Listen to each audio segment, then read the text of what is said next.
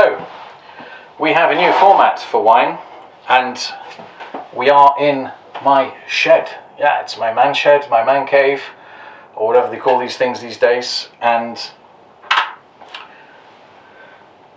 I have some new wines as well. I tried to do 2 orders in my favourite Majestic, and they screwed them up both times. So I thought it's time to try and get Naked. Naked is a brand of wine. I have my trusty British Airways first glass. So let's get on with it.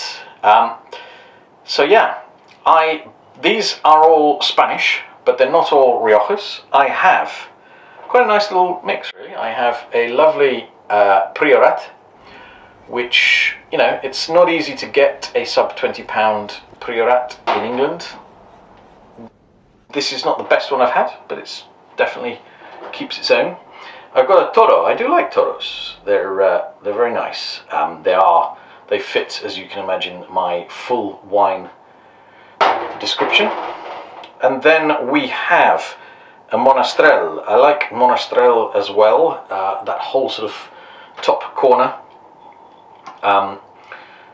is very underrated in Spain. There's a whole corner of Monastrell, Priorat, Costeras del Segre, and I've had some amazing wines there of all levels. I mean, absolutely. There's one which I have in the Pyrenees, very easy to get hold of, called Bru de Verdú. And it's not the most amazing wine in the world, but it's definitely, I mean, it's like 11 euros in a restaurant, and it just never fails to put a smile on my face, which, you know, let's face it, it's not easy for 11 euros in a restaurant wine to put a smile on people's face. Well, I mean, obviously it depends how much you drink and how easy pleased you are. But I am not easy pleased, and of course I don't drink very much. We then have 2 Riojas, which is very, very, very interesting. One of them I really liked. One of them was a bit of a gamble, because it is a pure Graciano. And it's interesting, I mean, Graciano is a grape that in the traditional Riojas is only used in small percentages, 5, 10, 15, to help age the wines that are going to be aged the most, I believe. I will correct in the comments if my COVID brain is failing me, but I'm pretty sure it's Graciano that does that. And there are some wines over the years that I've really liked. There are some pure Gracianos. One of them is in the queue to be tested. And yeah, I think there's a Navarra as well. They do some pure Gracianos. And they're one of those wines that I have a mixed affair with. It's like a Voinier, you know. It's kind of, it's nice and wow and amazing, and then it's kind of, oh dear God, that's too much. But anyway, one of the Riojas is really nice. Interestingly, let's get into this. I think we should start in the reverse order that I introduced them. Preferably without knocking any of them over, because as you can see, I have been gently tasting these over the period of a week to get what I think is the best out of them. So, first up, we are going to have the one that I enjoyed the most. I think that's a nice way to start, isn't it? This is the Hacienda Don Hernan, and it is a 2015 Rioja, so it promised to please me quite a lot, and I have to say it did.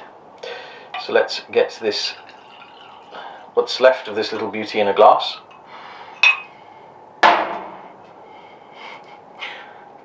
That's a normal taste as serving for somebody who spits, probably. But yeah, somebody who drinks it down. Yeah. But anyway, it's I do not profess to be the most professional wine taster. I never wanted to be. I really enjoy this, and honestly, I think it is to be enjoyed. And my God, did I enjoy this? I mean, this is just really nice. It's only 14%, which I thought was strange, and it is very different. I think it's a Viña Bastida, because it says something about Rodolfo Bastida, and I don't know if Viña Bastida, and it's a part of Rioja that's not been served very well by the general brands, but has been available via the Wine Society and various supermarket brands, and now it's found its way into Naked. Now Naked is quite interesting. It's a sort of a wine cooperative-y thing. It's a different model, but basically you pre-buy some of your wine, which lets them invest in vineyards that are slightly different, small, etc. This one I really, really like. So, I mean, I'm so sad that's all that's left. I will be buying more of this. But yeah, and it reminds me of some of the early Wine Society wines, which if you're British will ring a bell, but if you're not, you'll be going, what is he on about? It was probably one of the first wine clubs that existed in England decades ago. But yeah.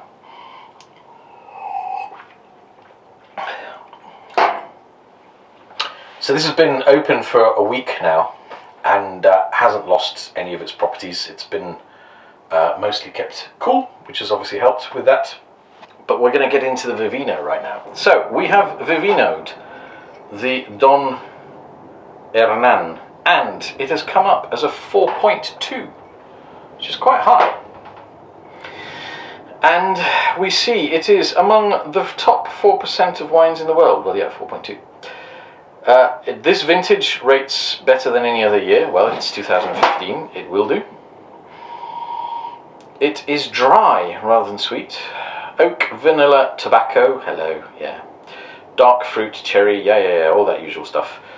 But, interestingly, so it's got moderate tannins. I think this is that sort of flavour that I'm kind of liking, because a lot of Riojas are, a bit, I mean, I don't mind it, but they can be quite tannic.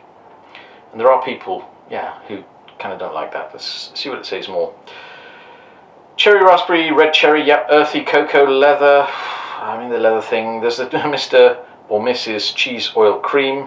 4 mentions of yeasty notes. It's not a beer. Raisin. Interesting. It does have a little bit of. But then it's interesting that people should say it's dry rather than sweet, but it's got raisin. I should need another bottle to find that out. White pepper and pepper? No. Orange blossom? Yep, there has some floral notes to it. Everybody really likes this. Sweet vanilla definitely hits you. It does. My kind of Rioja. You see, this is old Rioja. I think a lot of people will open this and go, marvellous aromas of raspberry, orange blossom, but not typical Rioja. It so isn't.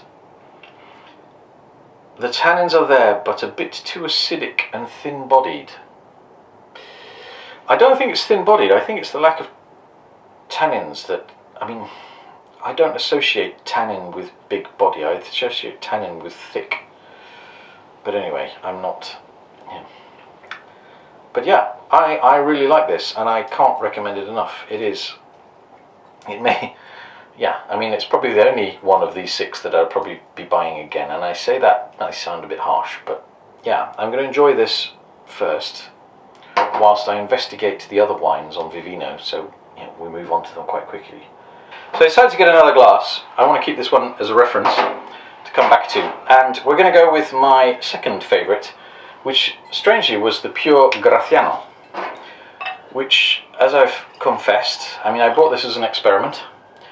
Very nice colour, as you'd expect, and the cork is a composite, of course, which means I'm going to struggle in my shed table to get that back in,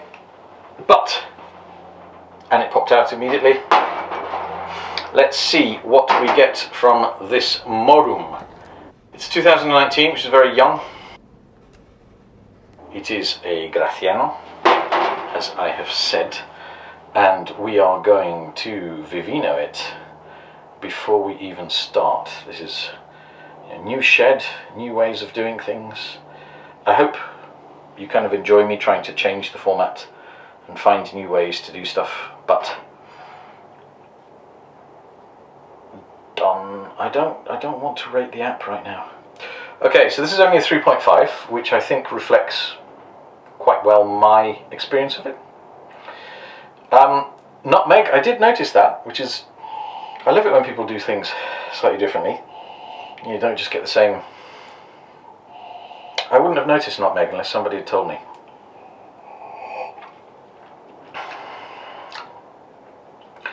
All the usual fruity things, raisin prune, there's a cream. Fortunately there's no cheese, which is good. Mention of aging notes. Now this is interesting. I think people have maybe, because it is kind of this is a grape that's used in more aged wines. I don't know if that's to do with it. Still surprising, but still not better than a 3.5 for me. I think that sums it up quite well. Intense black fruit and spice notes. That's the nutmeg again. A full-bodied wine. Yeah, it's black cherry, oak, leather. Food pairings, in case you're interested, is beef, lamb, veal, and poultry. So basically anything.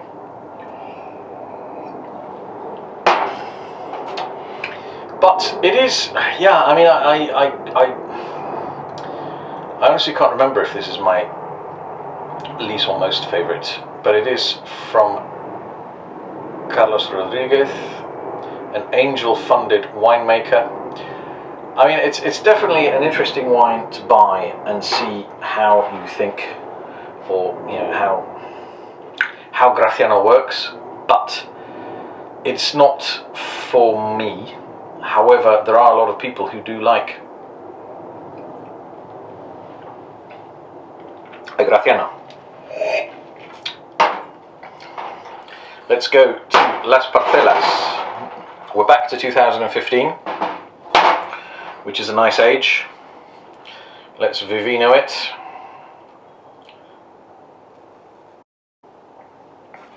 And we can get it to do its voila.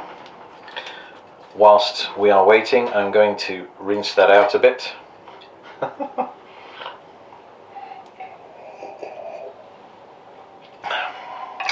Okay. I don't know why I keep pouring so much. I think it's because I'm using the British Airways glasses, and British Airways is, I know a lot of people criticise it, but they're very generous with their wine. Oh. This is why we like them. So 4.1. Interestingly, I personally would not give this a 4.1, but that is because I am contrary. Now, it is a Crianza.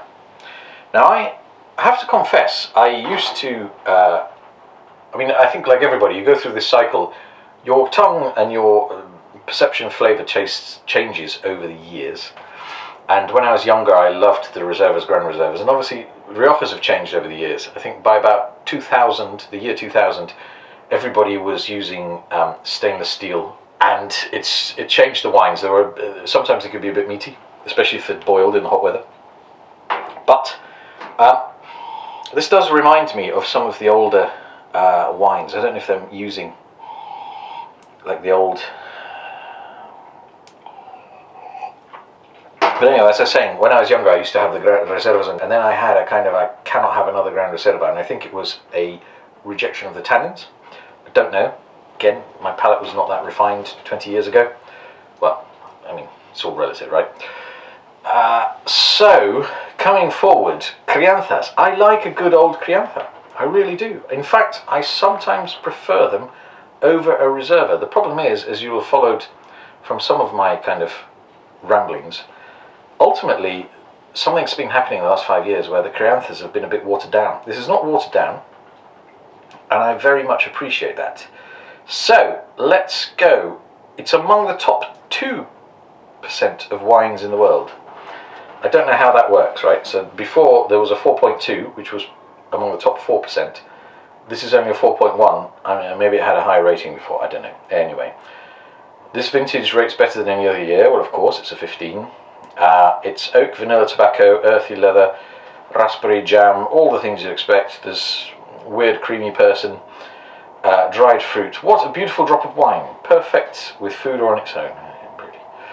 Creamy texture. It does have a creamy texture. It is garnet red. It is, yeah. Peppery vanilla. I don't get peppery vanilla. I mean, I don't get it as a concept or get it in the wine. Getting to the end of Naked Wine's Christmas box, so this was in the Christmas box, and obviously saving for the best to last. So a lot of people really like this, and I can say, I mean, it's a very interesting wine. It's just, compared to the elegance of the Hernan, it's a bit too in your face, I think. So Rioja Alavesa, which is interesting. I do like Alavesas. Campillo is possibly, well, I get called up a lot saying it's one of my favourite wines. I have a lot of favourite wines, but Campillo is one of my favourite wines. Yeah, this is interesting. So, yeah, I mean, it's a crianza that behaves like a reserva. And would I buy it again, though?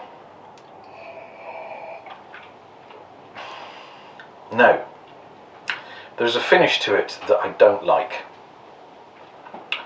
And yeah, I mean, I don't know what it is, but, and Vivino did not shed any light on it, so if any of you have any ideas, obviously feel free to put them in the comments below.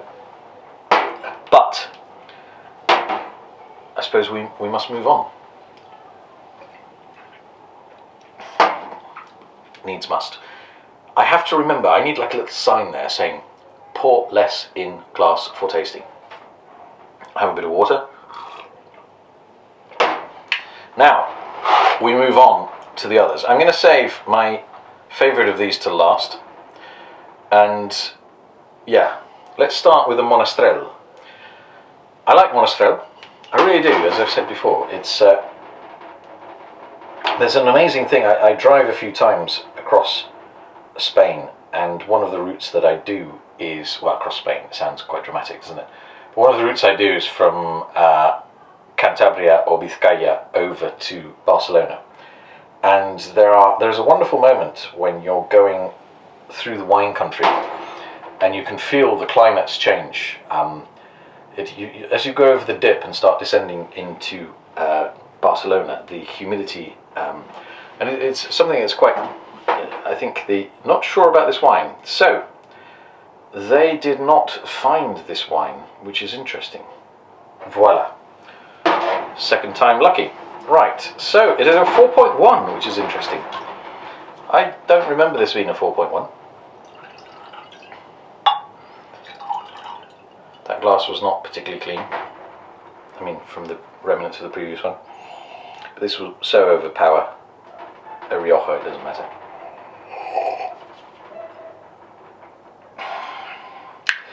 It's a classic Monastrell. It's very, it's very big and very fruity, and it almost reminds me of the sort of reference of fruitiness that I keep using, for better or for worse, which is Habla de Silencio. It's got that big. I think it's funny how people. The taste characteristics are exactly the same for all Spanish wines. They've got lots of bold, lots of tannic, not so much dry. Dry, not so much sweet, and heading towards acidic. There is some vanilla, chocolate oak, plum, cherry, earthy smoke. That is interesting. Earthy smoke, savoury, and pepper. There's cheese, but only 2 mentions. No one seems to be nailing the true fruitiness of this. Toast, floral, no. See if somebody has it in the other notes. Really excellent, high alcohol at 14.5, I thought it was 15. It is 14.5. Yet retaining both sweetness and a little acidity, very fruity. It is definitely very fruity. Smooth and easy drinking despite the alcohol. Smoky tobacco smells. No. Very approachable. Youthful. It is very useful. Youthful. But it's not my reference Monastrell. I don't know why it gets 4 point... What was it? 4 point... 4.1. I don't know.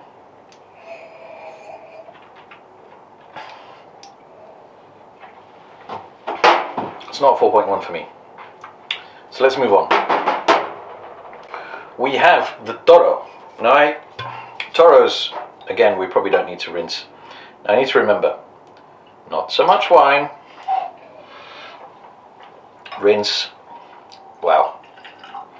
Right, I'm only going to put a little bit in the glass this time, because I have put too much previously in there. Right, so I haven't done one of these for a while now, and you can tell I am a bit rusty. So this is Eternum Vitae from Toro, and I don't necessarily believe it will give you eternal life, but it is only 3.7, which I think is a bit stingy. I mean, if these are getting 4.1, 3.7 is a bit stingy for this. But then, Toros are not to everybody's tastes. I like a Toro. It is big, bold, and all things nice. Now, interestingly, people have got more soft for this.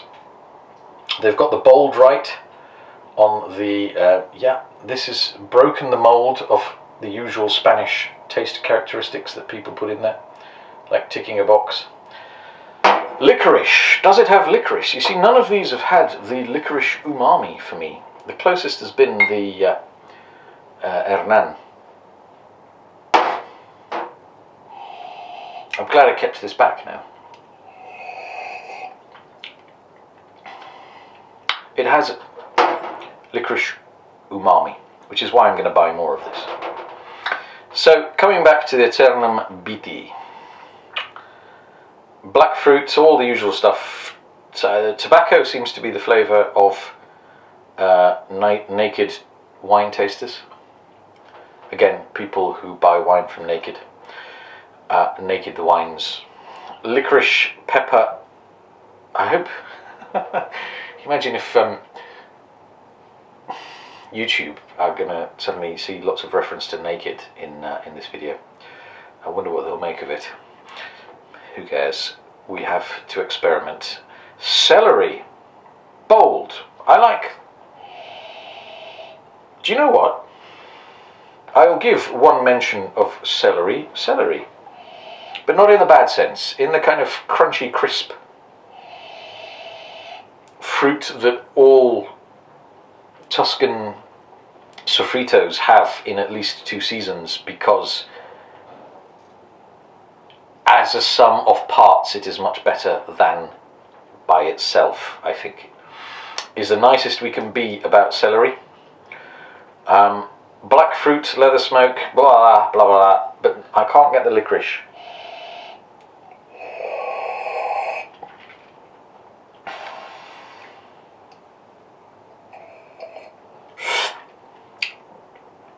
There's definitely no, but yeah, at 15%, this is not a faint. This is not for the faint of heart. It definitely isn't.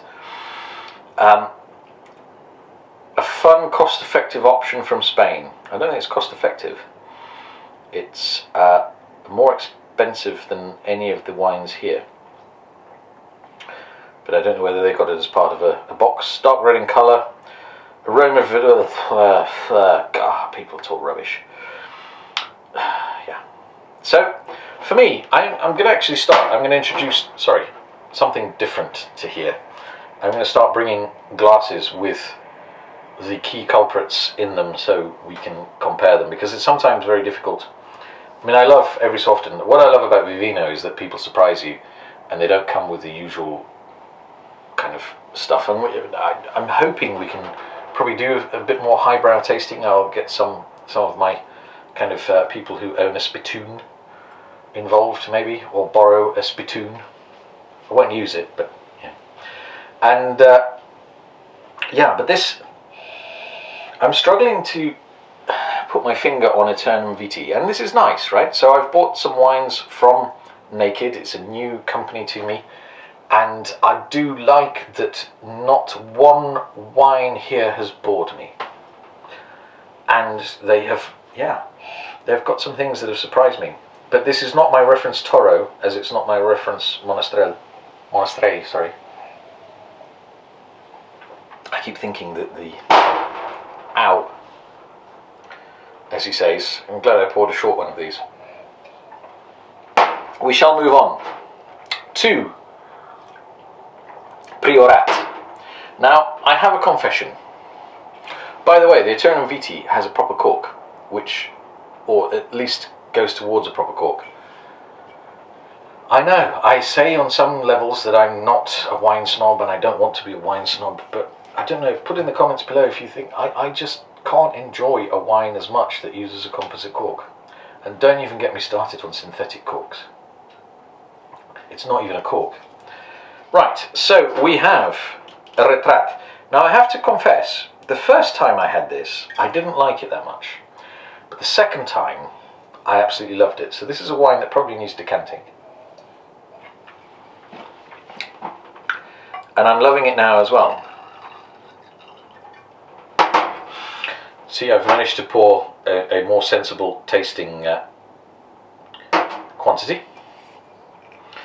And one thing that I've messed up in this new format is the lighting of the wines, isn't it? I'm very sorry. I will try and get back to doing that better.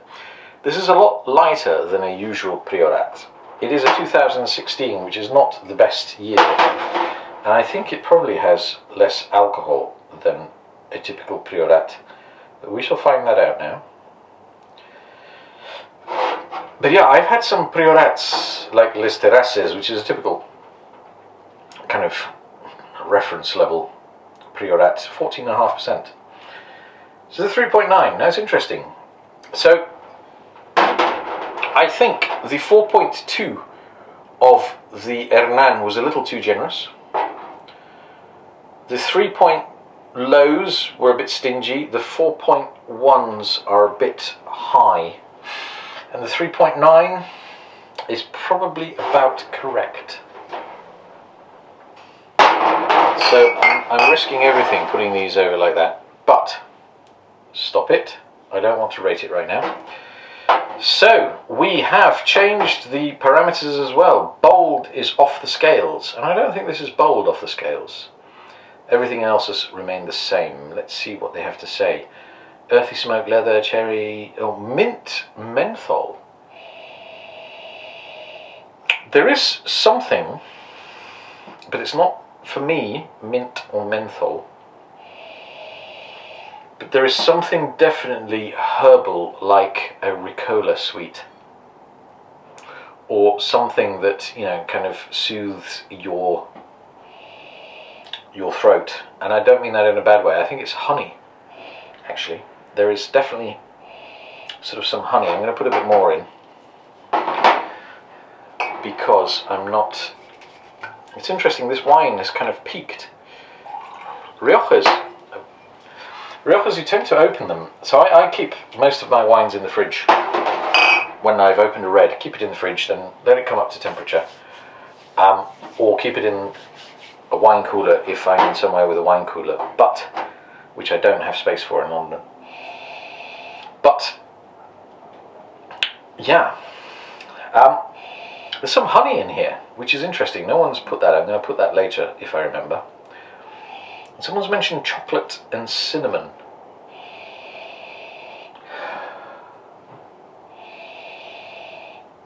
But I really enjoyed this. But what's weird is that there are some Priorats that I just open and go, oh my god, this is the most underrated wine in Spain.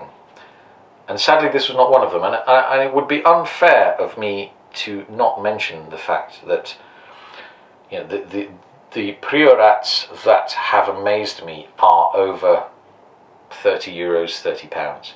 And this was only 17 pounds, I think, or less than, certainly way less than 20 pounds.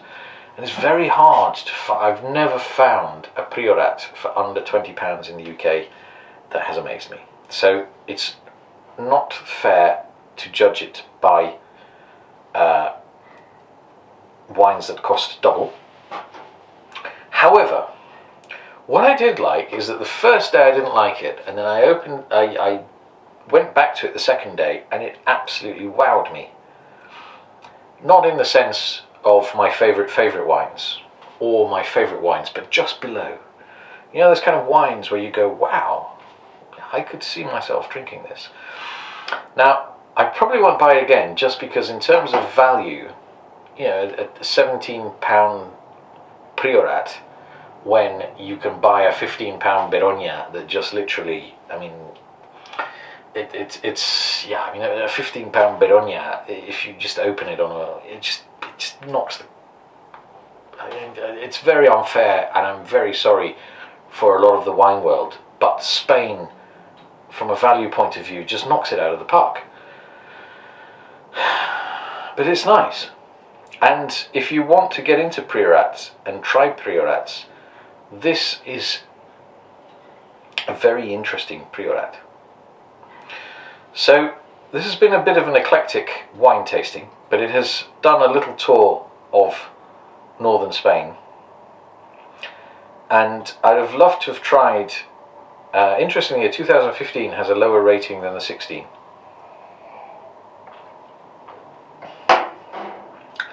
But yeah, I have really enjoyed tasting these wines, and I love the fact that the Naked exists. People have been begging me to try Naked wines for a while.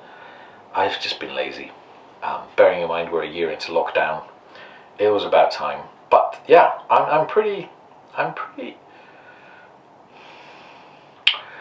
am, to use English understatement, I am mildly motivated. We are a difficult bunch, I know, but I'm going to rate these wines. I would honestly encourage you to go and try these wines, because they have a very interesting mix of wines that you'll have never seen anywhere else. And I've thoroughly enjoyed this process. It's driven my wife nuts, as I've been opening these wines and leaving them everywhere. But yeah, it is a process that I've thoroughly enjoyed. I think that hopefully sums it up. And yeah, if you like these ramblings, let me know by liking and subscribing. If you don't, then hit the unlike twice. I love that. And yeah, let me know any thoughts. Do you like the shed? I like the shed. I absolutely love the shed. I've discovered that it may need some more soundproofing, but it will allow me to do more things. There are some things that I've wanted to do for a while. I need to get the lighting right. I honestly, I am using actually a bicycle light off of a reflector right now, which I know is glaring this out, but I am loving I'm loving this behind me. So far, I'm quite happy with this. There will be more. There's a lot of fun planned for this. This is going to be my little getaway, and yeah, hopefully I'll be able to bring more videos more regularly. I would love to make this a weekly slot.